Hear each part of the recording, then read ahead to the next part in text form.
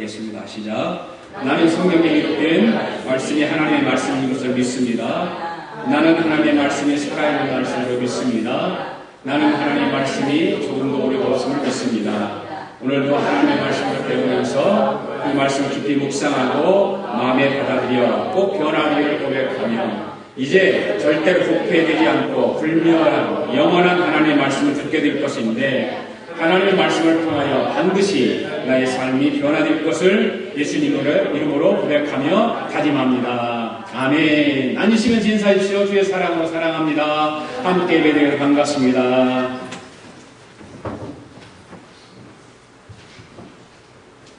오늘은 본문의 말씀을 통해서 평신도 바나바에 대해서 좀 말씀을 드리려고 합니다. 평신도 바나바. 바나바는 사도가 아니라 평신도입니다. 평신도고 바울의 사역을 많이 도와서 일했던 그런 평신도 사역자입니다. 그래서 평신도 바나바의 사역에 대해서 좀 말씀을 함께 나누려고 합니다. 박종월 장로님이라고 하는 분이 계시는데 그 박종월 장로님의 간증을 들어보니까 참 어렵게 어렸을 때 자랐어요. 어머니가 집을 나가고 아버지가 세상을 떠나면서 혼자만 남게 됩니다. 그래서 혼자만 남게 되니까 먹을 것이 없잖아요. 그래서 먹을 것을 찾아 헤매다니다가 먹는 것 때문에 막 되는 대로 막 먹는 거죠. 그러니까 별명이 뭐라고 저는 먹보라는 별명이 붙어졌습니다. 그래서 세상은 먹보라는 별명을 가지니까 얼마나 창피하겠어요. 그러니까 살기 싶은 마음이 없는 거예요. 절망을 하고 차고 그렇게 했습니다. 근데 청년이 되어서 서울로 올라왔는데 서울역에 딱 도착을 해서 그 도착하면서 이제 좀 이렇게 안 좋은 사람들하고 친구가 되고 그래서 어떤 집단에 이렇게 들어가게 됩니다. 주먹질을 하게 되고 그런 상법으로 살아가려다 보니까 결국 다른 사람을 다치게 하고 그러다 보니까 수배자가 됩니다. 다른 사람을 때리고 그러니까 수배자가 됩니다. 그래서 뭐 망가져버린 인생은 그 망가져버린 그의 삶이 하나님 말씀을 붙들게 돼요. 어느 기회를 통해서. 그게 누구냐? 바로 그 박종철 장로님이 이제 결혼한 아내의 기도, 아내의 눈물, 그를 통해서 변화가 일어납니다. 그 사람도 초등학교만 나오고 아내도 초등학교만 나오는 그런 사람인데 초등학교에만 나오는 그 아내가 50세가 돼서 두 부부가 50세가 돼가지고 검정고시 공부를 해서 고등학교를 졸업하고 대학 입학 검정고시를 거쳐서 수능 시험을 치르고 안경학과에 들어갑니다. 안경학과에 들어가서 입학을 해서 공부를 합니다. 그리고 2002년부터 그 안경학과에서 공부를 한 그 재능을 가지고 안경 전도라고 하는 특수 활동을 하게 됩니다. 안경을 통해 전도하는 거. 그래서 박종월 장로가 7년간을 지구를 두 바퀴 돌았다고요. 지구를 두 바퀴 돌으면서 안경을 해주고 전도를 하는 거예요. 그 지구를 두 바퀴 돌아면서 안경을 해주면서 전도한 사람이 몇 명이냐면 14,000명이랍니다. 14,000명의 사람들을 만나면서 안경을 통해서 만져주고 하나님 복음을 전하고 이런 감동적인 그 전도 이야기를 통해서 아픔뿐인 그 삶에 짓눌린 모든 사람에게 희망의 메시지를 전달하는 자기의 삶의 과거를 이야기도 하고 그러면서 안경도 맞춰주고 그러면서 이제 한국에 돌아와가지고 그 세계를 돌아다니고 한국에 와서 25인승 버스를 사가지고 25인승 버스 안에다가 달리는 안경점을 만듭니다. 달리는 안경점을 만들어서 한국에서 전국을 돌아다니면서 어르신들, 나이 먹은 할머니, 할아버지들 이런 사람들에게 거만해드리고 안경 맞춰드리고 눈만 밝게 주는 것이 아니라 영혼도 밝게 하는 복음을 전하니까 복음을 전해서 영혼도 밝게 되는 것입니다. 이 박종월 장로님과 이 부인 안효수 권사의 부부의 삶과 신앙은 나눌수록 커지는 어떤 기쁨이 그들에게 있지 않은가. 대학에서 전공을 안경을 하는 것을 공부를 해서 거만하는 걸 공부하고 그런 걸 해서 그것을 나누는 거죠. 세상 사람들과 세상 사람들과 나누면서 얻어지는 기쁨. 그것은 해보지 않은 사람은 모를 거 아니에요. 해본 사람은 아는 거잖아요.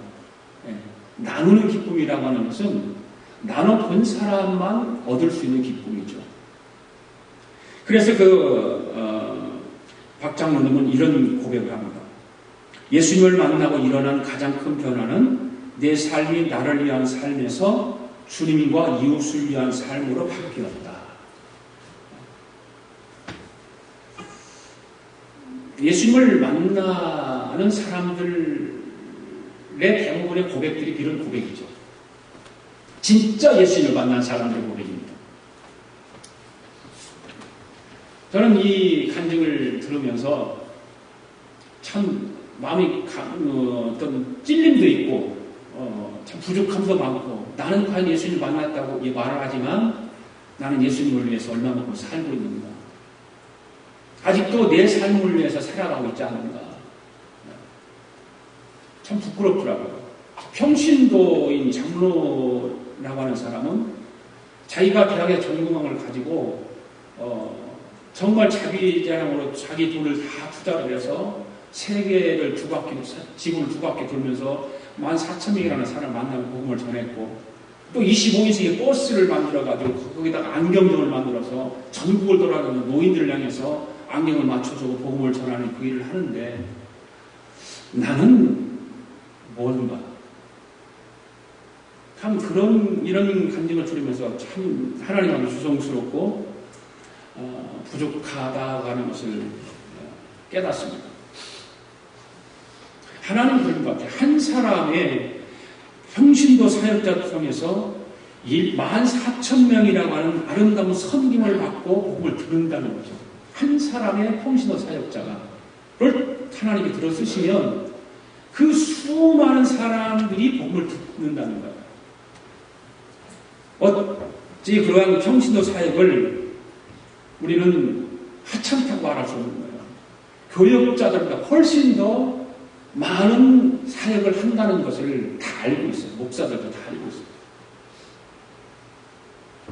복음을 듣고 변화된 평신도 사역자들을 통해서 하나님은 지금도 이 세상을 바꿔가고 계신다는 사실입니다. 평신도라고 하는 이름은 히라보로는 라오스라고 하는 말인데 하나님의 백성이라는 그런 뜻입니다. 하나님의 백성. 구약에서는 제사장이라든지 어떤 그런 것을 통해서 백성이 계급이 있었잖아요. 그런데 신약시대에 와서는 성직자와 평신도 두 직분밖에 없어요. 목사가 교회를 향해서 파송된 성직자라면 평신도는 세상을 향해 파송된 성직자입니다. 그러니까 목사와 평신도는 그게 다른 거예요.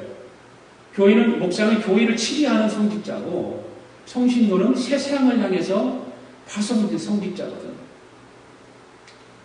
이 시대는 평신도 사역이 어려울 때보다 절실한 때입니다. 그래서 교회마다 평신도들 중심으로 사역팀을 만들어서 구성을 하고 교회를 더 힘차게 세워가는 것입니다. 목사 혼자서 하는 것이 아니라 평신도들이 중심이 되어서 평신도들이 선교도 단체로 해서 나가고 선교 일을 감당하고 전도팀도 구성해서 나가고 그렇게 하는 거죠. 평신도가 일꾼이 되는 교회가 되어야 되는 것입니다. 평신도 사역이 왕성한 교회가 되어야 되는 것입니다. 평신도가 중요한 이유가 무엇이냐면 평신도는 그렇잖아요. 광범위한 삶의 현장에서 다양한 사람들을 만나고 다양한 직종의 사람들을 대하잖아요. 목사는요 그럴 수가 없어요. 교회 안에서 성도들을 관리하고 성도를 치료하기만 바쁘지 세상 사람들을 만날 기회가 별로 없습니다. 사실은. 우리 세상 사람들은 목사를 만나기를 꺼려내 또. 왜? 부담스러우니까. 초대교회를 살펴보면 사도들의 역할도 컸지만 평신도의 역할도 엄청나게 컸다는 사실이에요. 그래서 교회는 1%의 교역자와 99%의 평신도가 존재한다는 걸 알아야 돼요. 그럼 1% 교역자가 더 많은 일을 할 수 있겠습니까? 아니면 99% 평신도가 더 많은 일을 할 수 있겠습니까? 훨씬 더 평신도들이 사역을 더 많이 할 수 있는 거예요. 그래서 평신도들이 깨어 일어나서 세상을 복음화시켜 나가는 그런 십자가 분명이 되어지는 거죠. 그런데 가만히 보면 물론 뭐 평신도에 거의 일어나지만 미루는 거예요. 서로가 미루고 목사한테 책임을 미루고 물론 목사가 이제 거기에 대한 어떤 포인트 뭐 다 이렇게 정해주고 계획을 세우고 그래서 모든 것을 계획을 하지만 그래도 평신도들이 계획하는 것이 훨씬 더 좋아요. 그래서 그걸 종합해서 목사한테 같이 함께 의논해서 어떤 것이 좋은가 이런 것들이 굉장히 좋은 거예요. 목사 혼자의 머리로는 그게 부족해요. 이 전도에 대해서 평신도 사역에 대해서 오늘 본문에 오면은 바울의 얘기가 나오잖아요. 바울의 얘기가 나오고 또 바나바 얘기가 나와요. 그래서 사울이라고 하는 사람은 다메섹으로 예수님을 믿는 자들을 잡으려 가다가 거기서 부활하신 예수님을 만납니다. 그래서 예수님을 증거하는 자가 됩니다. 사울은 예수님 원래 핍박하던 사람입니다. 그 핍박하던 자가 도리어 예수님을 전하게 될 때에 유대교에 핍박하던 자들이 어떻게 하겠어요? 유대교에 있는 사람들이 가만히 두겠습니까? 절대 가만히 두지 않죠. 그래서 사울이 그들의 핍박을 피해서 다메섹으로 도망을 쳐서 하나님의 사역을 준비하기 시작합니다. 사도들에게 예수님의 부르심을 받았음을 이야기했지만 사도들은 믿지 않습니다. 언제까지 핍박자로서 스데반을 죽인 자가 예수님을 믿는다고 하니까 주겠어요? 안 믿어주죠. 그렇잖아요. 어제까지만 해도 예수 믿는 사람 막 죽이고 핍박하고 그러는 사람이 뭐 예수 믿으라고 복음을 전하니까 안 믿잖아요. 그때 누가 그새 나서냐? 오늘 본문에서 나오는 바나바가 나서요. 바나바는 평신도입니다. 평신도가 나서서 사울이 하나님의 부름을 받았음을 증명해 줍니다. 사울로 인해서 오해를 받을 수 있었음에도 불구하고 사울을 정말 적극적으로 변호를 해줘요. 때 어쩌면 엄청난 박해를 받을 가능성도 있고 매를 맞을 가능성도 있고 쫓겨날 가능성도 있고 엄청난 손해를 볼 수 있는 가능성이 참 많지만 이 바나바는 사울을 적극적으로 변호해줍니다. 그리고 사울을 교회로 인도해서 교인들과 함께 교제하도록 그런 말씀을 해주는 것입니다. 바로 바나바가 그 중재자 역할을 하게 되는 것이죠. 바나바의 그 중재로 사울은 사도들에게 소개가 됩니다. 다 소개입니다. 사울이 바울 뒤에서 복음을 증거할 수 있는 기회가 바로 그때부터 시작됩니다. 그때부터. 그러므로 우리가 이 바나바를 본받아야 할 사역에 대해서 우리는 많은 공부를 해야 돼요. 그래 바나바 사역이라는 그런 성경문도 있어요. 바나바 사역. 바나바 성경문도 있어요. 바나바라고 하는 사람은 평신도로서 그만큼 바울에게 큰 힘을 주었고 좋은 그 사역자였기 때문에 바나바 성경문고가 굉장히 많이 교회들마다 그래서 하죠. 초대교회가 부흥했던 그 요인은 바로 바나바와 같은 평신도 사역자가 있었기 때문에 초대교회가 부흥이 있었다고 하는 것이죠. 그렇다면 우리가 성경을 찾아보면 평신도 바나바의 사역에 대해서 나오는데 평신도 바나바의 사역은 어떤 사역을 했을까? 세 가지로 한번 우리가 함께 나눠보기를 원합니다. 첫 번째로 바나바는 섬기는 사역자였어요. 섬기는 사역자. 자, 27절 말씀 읽어볼까요? 시작. 바나바가 데리고 사도들에게 가서 그가 길에서 어떻게 주를 보았는지와 주께서 그에게 말씀하신 일과 다마섹에서 그가 어떻게 예수의 이름으로 담대히 말하였는지를 전하니라. 아멘. 바나바의 본 이름은 요셉입니다. 요셉. 그러면서 구부로 사람으로서 상당한 부담이다. 이름은 요셉이고 고르 사람이고 부자입니다. 그래서 초대교회에 재산을 팔아서 교회에 헌납하여서 과부들을 위해서 구제할 수 있도록 했던 사람이 바로 바나바입니다. 이게 큰 사건이었죠. 자기 재산을 털어서 과부들을 돕는 일을 했으니까. 그 결과 그는 요셉이라고 하는 본명 대신 별명이 붙여졌는데 바로 그게 별명이 바나바입니다. 바나바라고 하는 이름은 본 이름이 아닙니다.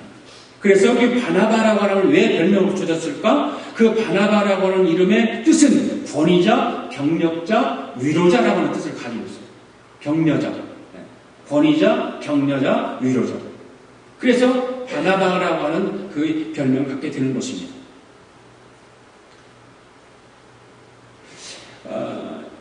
감리교 창시자인 요한 웨슬레 목사님의 이야기는 우리 잘 많이들 알죠. 요한 웨슬레 목사님은 워낙 유명하시고 좋은 섬기는 일을 많이 하셨던 분입니다. 이 요한 웨슬레 목사님은 섬기는 일을 아주 철저하게 실천한 그런 선구자 역할을 했던 목사님이십니다. 그래서 그 주변에는 가난한 사람들이 많았어요. 가난한 사람. 왜? 막 주니까. 그렇잖아요. 여러분도 오늘 나가서 여러분들이 가지고 있는 거 홈리스 피플들에게 막 줘보세요. 여러분 주위에 다 몰리고. 우리 교회가 그 일을 해보세요. 그리고 우리 교회 주일마다 홈리스 피플 다 몰려요. 그래 이 요한 웨슬레 목사님 그 일을 많이 했어요. 그들을 먹이고 입히고 치료하고 가르치는 것 바로 웨슬레 목사님이 생활이었어요. 그래서 가난한 사람은 친구라고 또 말할 정도로 그걸 가난한 사람을 목자라고 말할 수 있도록. 그래 가난한 사람들을 위해서 사도로 살아갔던 목사님으로 웨슬레 목사님입니다. 그런데 웨슬레 목사님 재미있는 얘기는 자기 부인이 목사님 부인이 알면 뭐라고 그럴까 봐서 돈을 감춰놓는 서랍을 따로 만들어 놓고 거기다가 돈을 몰래 사모님 모르게 다 감춰놓은 거예요.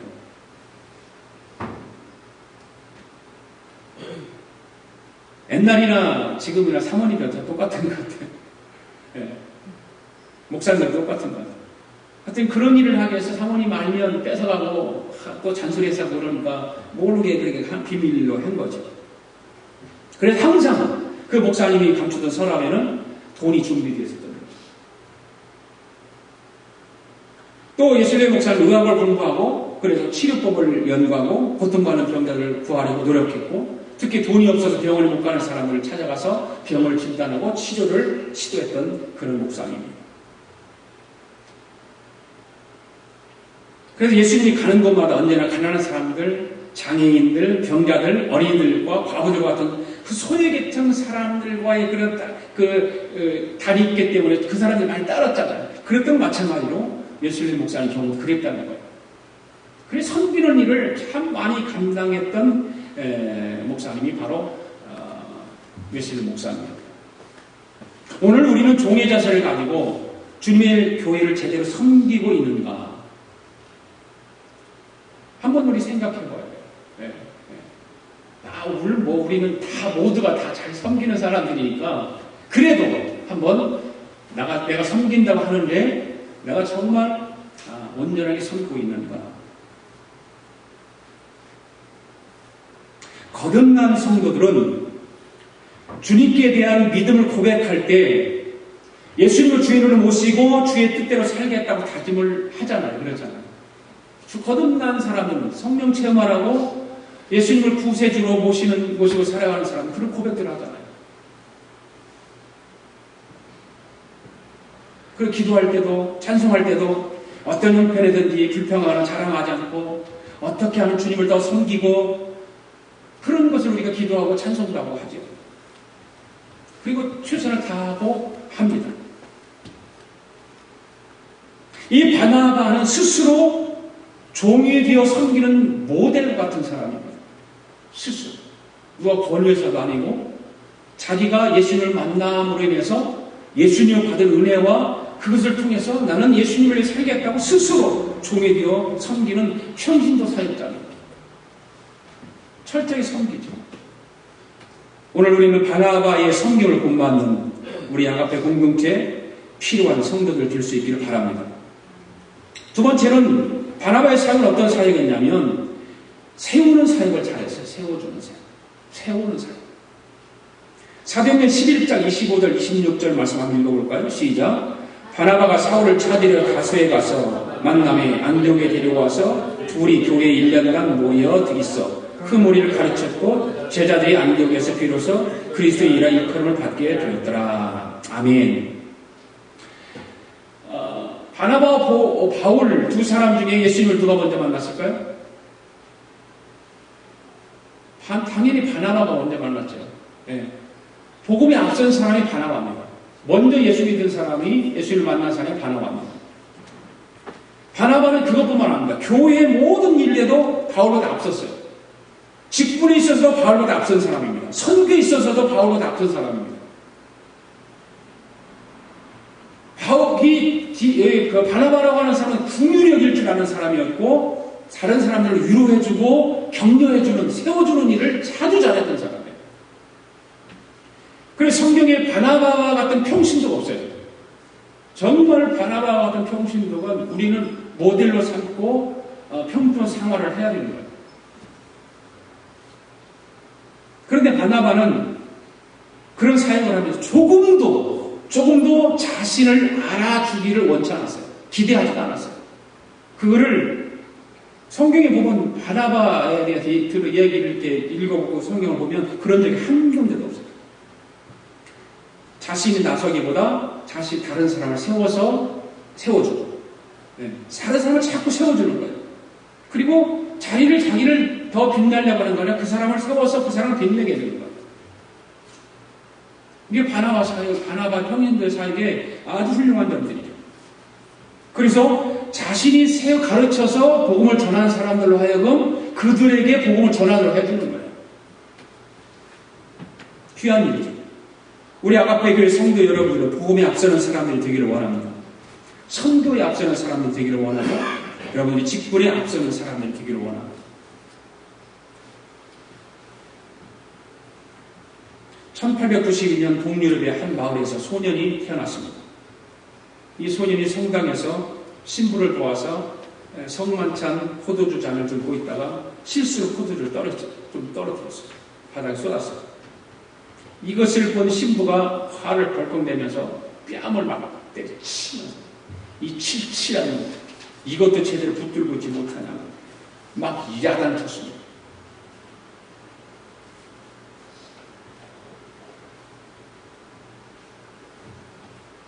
그러니까 이 소년이 그 말을 듣고 그냥 교회를 떠나버렸다.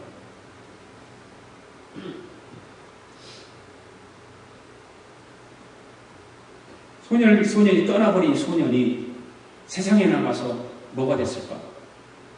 여러분들이 잘 아는 공산주의자가 되었죠. 바로 유고의 독재자가 된 티투라고 하는 사람. 신부의 그 책망한 소리 때문에 자기는 유고 나라의 독재자 티투라고 하는 사람이 됩니다. 독재자, 유명한 독재자. 또 한 사건은 1895년 미국 일리노이에서 한 소년이 태어났습니다.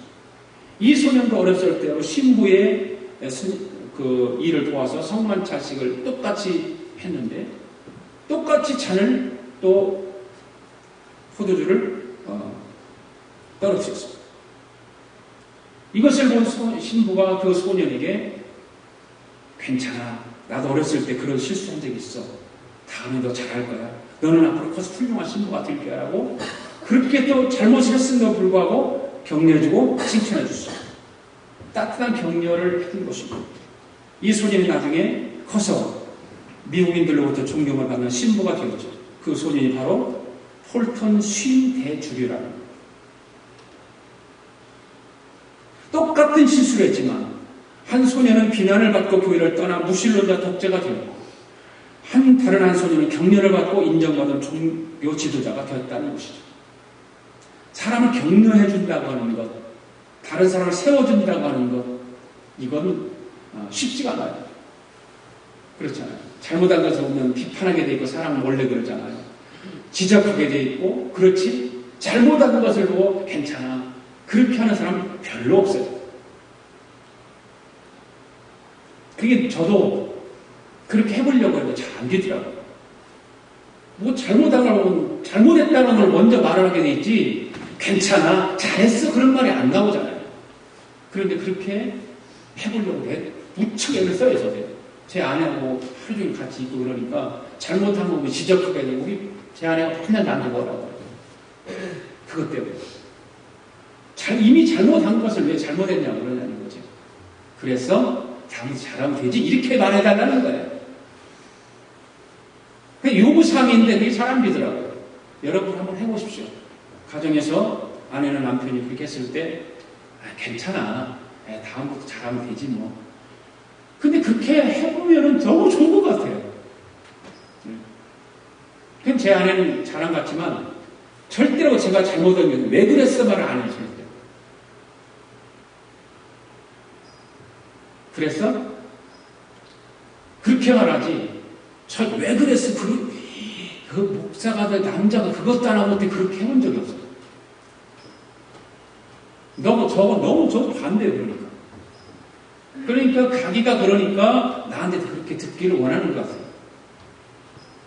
전 그런 말을 들으면 자꾸 내 노력을 무척합니다.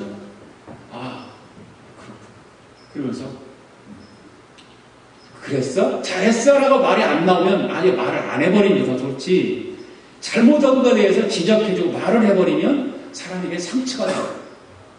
그래서 사람을 격려해주고 세워준다고 하는 것은 정말 쉬운 것은 아니에요. 여러분들 다 마찬가지일 거예요. 못한 건 지적하고 그러지, 그래서 다음부터 잘하면 되지, 이 말이 그렇게 한번 해보세요. 왜? 사람은 그렇잖아요. 잘못한 거 말하고 싶을 때 다시 한번 생각하고 말하면 돼요. 그런데 생각 없이 말하니까 톡 튀어나오는 거죠. 네, 그렇더라고요. 생각해보고 말하면 절대 내 입에서 좀 듣기 싫은 말이 안 나오는데, 생각 안 하니까 그런 상대방이 듣기 싫은 말이 나오는 것 같아요. 실수하고 잘못이 보여도 격려하는 마음으로 다른 사람을 세우는 사람이 되어야 될 줄로 믿습니다. 바나바는 사울이야말로 안디옥교에서 합당한 사람인 것을 알았습니다. 그래서 사울을 찾으러 멀리 떨어져 있는 다섯까지 가서 수고를 마다하자 그 일을 감당해요. 바나바는 사울이 하나님으로부터 이방인의 사도로 부름을 받았다는 사실을 알고서 동역자를 세우기 위해서 다섯까지 직접 갔어요. 바나바는 세우는 사람입니다. 사울이 바울이 되어 하나님의 일을 할 수 있도록 결정적인 역할을 한 사람이 바로 바나바입니다. 만약에 바나바가 없었다면 바울이 못했을 가능성도 있지 않았을까. 평신도 바울이라고 하는 사람이 한 사람 때문에 그 바울의 그 큰 일을 감당했던 거예요. 그런데 현대 교회들을 돌아보면 이런 바나바와 같은 평신도들이 얼마나 많이 있기는 한데, 교회가 어떤 어려움을 당했을 때 이런 평신도 지도자 바나바 같은 사람이 적다는 거예요. 격려해주고 감싸주고 세워주고 하는 일이 부족하다는 거예요. 그래서 후에 안디옥 교회는 바나바와 사울을 이방인 선교사에 파송을 하잖아요. 네, 같이 파송해요. 남을 세워주려고 하는 바나바와 같은 평신도가 있기 때문에 이방 선교가 가능했던 것입니다. 유대교회들만 복음을 전했던 것이 아니라 그때부터 이방인들 향해서 복음을 전가하게 되었던 계기가 된 것이죠. 오늘 우리 아가페 교회 공동체 여러분들은 바나바처럼 남을 세워주는 평신도들이 되기를 바랍니다. 세 번째는 뭐냐면 바나바는 헌신된 사역자였죠. 헌신된 사역자. 사도행전 4장 36절 말씀 한번 읽어볼까요? 시작. 고로에서 난 레위족 사람이 있으니 이름은 요셉이라. 사도들이 일컬어 바나바라 하니 그가 밭이 있으면 팔아 그 값을 가지고 사도들 발 앞에 두니라. 아멘. 거기 나오죠? 구고로의 사람 바나바, 본 이름은 요셉. 그렇죠? 그가 뭔 일을 했어요? 밭을 팔아서 그 값을 가지고 사도들 발 앞에 두었다.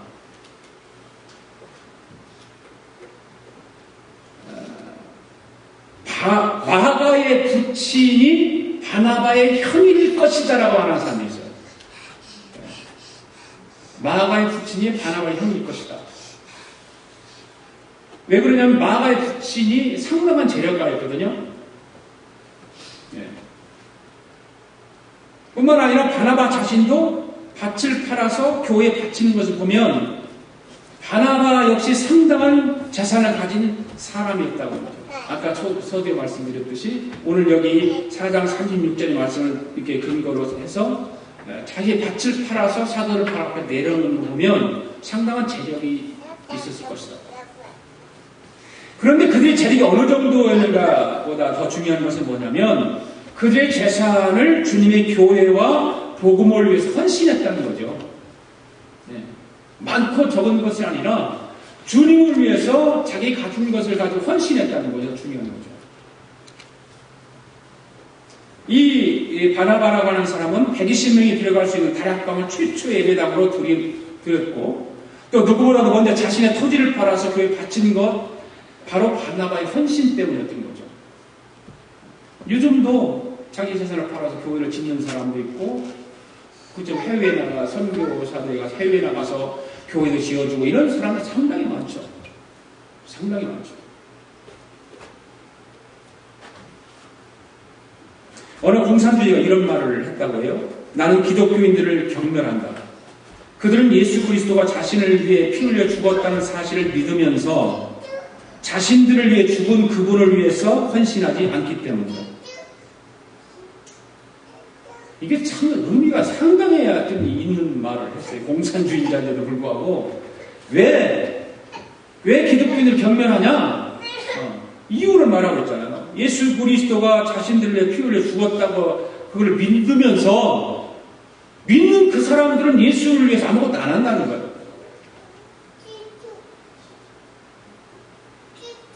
오늘 저와 여러분들은 우리를 위해 죽으신 예수님을 위해서 무엇을 헌신할 수 있을까? 무엇을 헌신할 수 있을까요?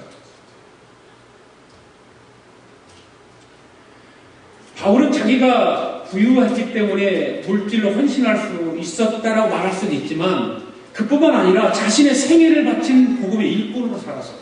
평신도 사역자로서 자기 생애 전부를 하나님께 드리고 살았던 거예요. 평신도인데도 불구하고 이방을 위한 본격적인 선교사로 헌신하는 것이 바로 바나바입니다.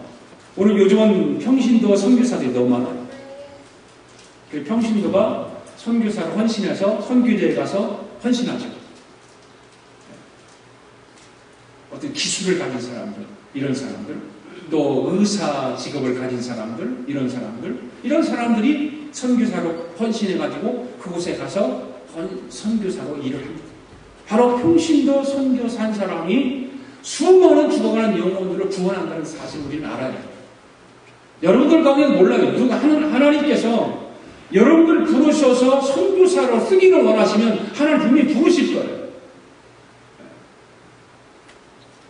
평신도 사역자 한 사람이 수많은 사람을 구원한다는 사실. 그래서 평신도는 교회 주체입니다. 아멘? 평신도는 교회 주체예요. 평신도라고 해서 정기적으로 교회에 와서 예배에 참여만 하고 돌아가면 의무가 끝난다고 생각하는 것 신앙생활을 해서는 안 돼요. 그런 신앙생활을 해서는 안 돼요. 나는 교회 예배만 드리고 가면 안 된다? 아니에요. 그거는 교인이라기보다 관람객에 지나지 않아요. 구경꾼에 지나지 않아요. 평신도들이 잠자는 교회는 결코 비전을 가질 수 없습니다. 평신도들이 왕성하게 활동하고 움직이고 선교의 비전을 가지고 전도의 꿈을 꾸고 예배를 통해서 하나님께 영광을 돌리려고 하는 그런 꿈들이 막 뭉클되어야 되는 거예요. 구경꾼들로 가득 찬 교회는 미래가 없습니다. 평신도 사역자가 깨어있어야 건강한 교회가 될 수 있습니다. 아멘. 우리 교회는 자꾸 부족하지만 평신도 여러분들이 깨어있을 때 우리 교회는 건강해질 수 있는 거예요. 적지만 건강한 교회가 되어야 되는 거예요. 양보다 질이 중요하다고 말이 있잖아요. 그렇기 때문에 바나바와 같은 평신도가 필요한 것입니다.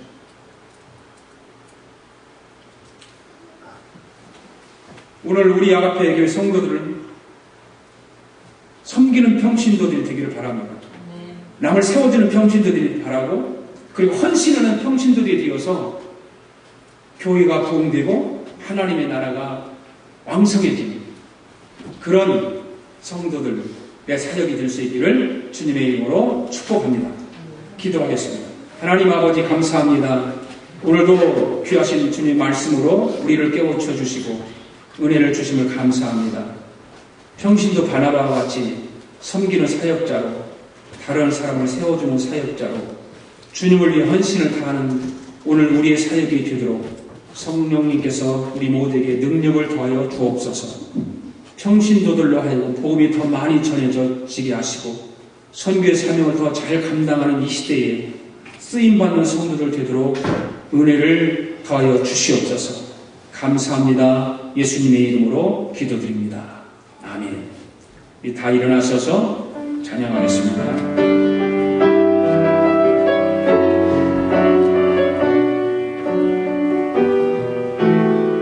주님 내가 여기 있사오니 나를 보내소서.